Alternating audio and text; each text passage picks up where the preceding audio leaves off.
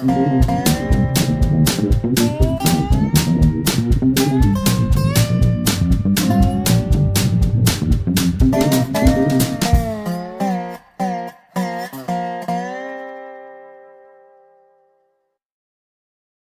all, I'm at Wesley Chapel Gulf here in the Hoosier National Forest, just outside of Orangeville, Indiana. It's a very unique location here. It's actually outside of the main part of the forest, but it's got some geologic features that the National Forest thought was worth preserving, and they bought it out from the private owners some 20 years ago. And what it is, the Gulf is basically several sinkholes that have long collapsed and limestone eroded away, exposing the Lost River of Indiana. Here in southern Indiana we have a subterranean river where it only comes up in a few spots and goes right back down, and this is one of those rare locations. We're gonna go check it out.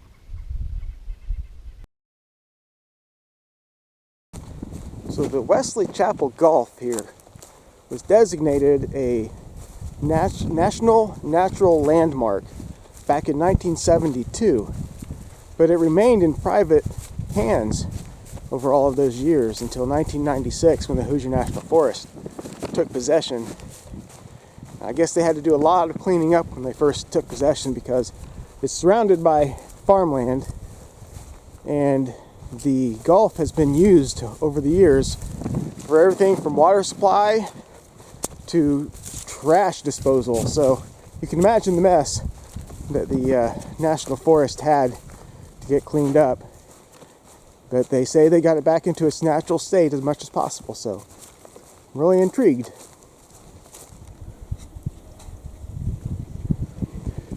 Most of southern Indiana is on karst topography.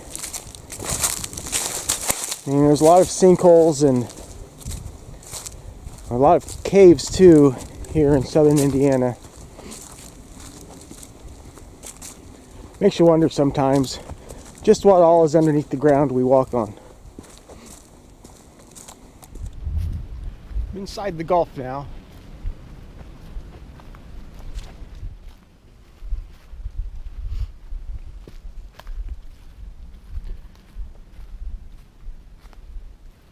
The Lost River is technically a sinking stream.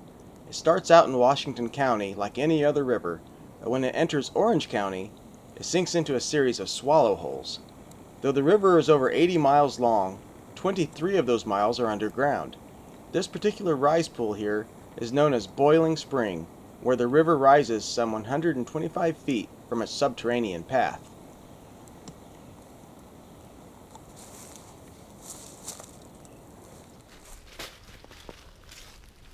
See some deer tracks.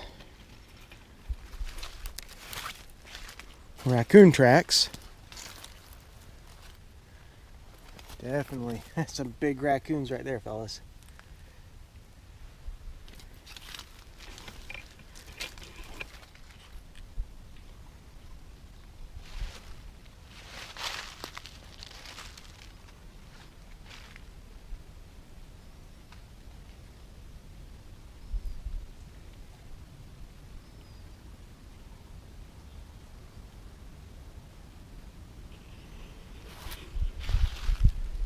That's pretty cool.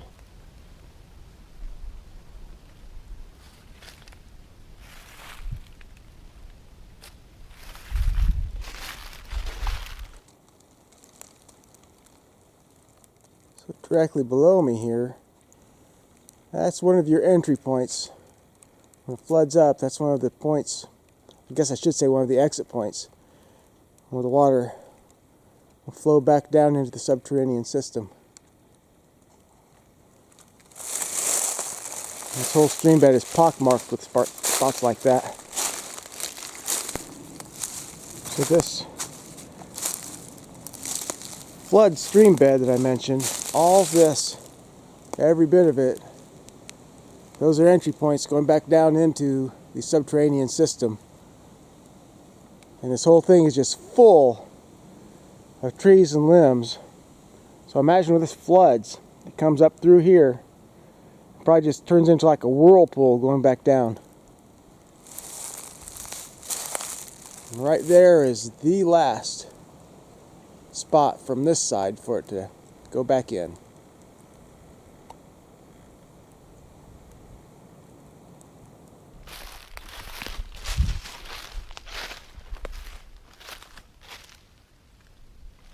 Kind of checking out the bottom side of this depression. See animal prints all up and down in the mud.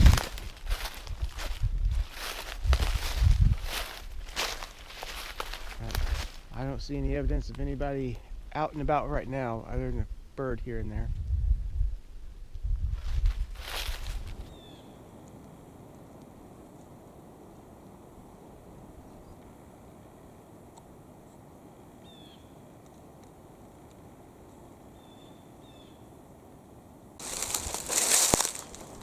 There's one old ladder.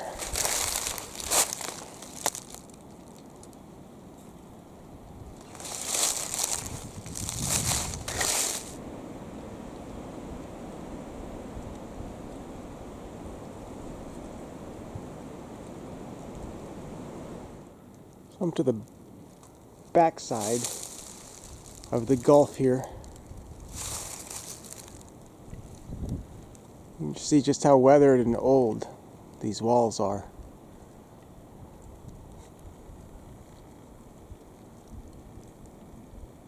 I reckon if any of the critters that live down here wanting to hide from me, there's plenty of places to do it.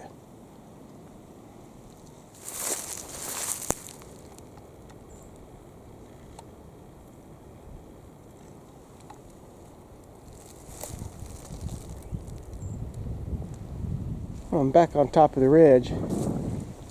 I believe this here is a side trail. It's not marked, but none of the trails here are marked. As I had hoped, this little side trail right above the Lost River Spring.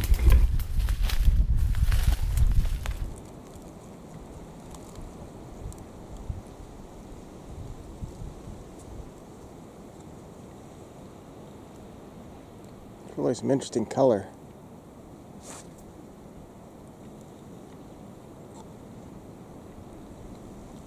This is something I've noticed up here on this side trail up top too. There's a bunch of sinkholes up here. So I'm sure when it rains up here, that's where your water goes there. Well, you know, 1,000 years from now, this place may be enlarged much bigger than it currently is, but right there it's got you another sinkhole. Well, that pretty much does it here today for our adventure here at Wesley Chapel Gulf National Natural Landmark. Some really interesting topography, cool geology, and a glimpse of the Lost River, something I've never seen before. Really cool place. It's not real big, but it's not something you see every day. Hope you enjoyed it. Peace out.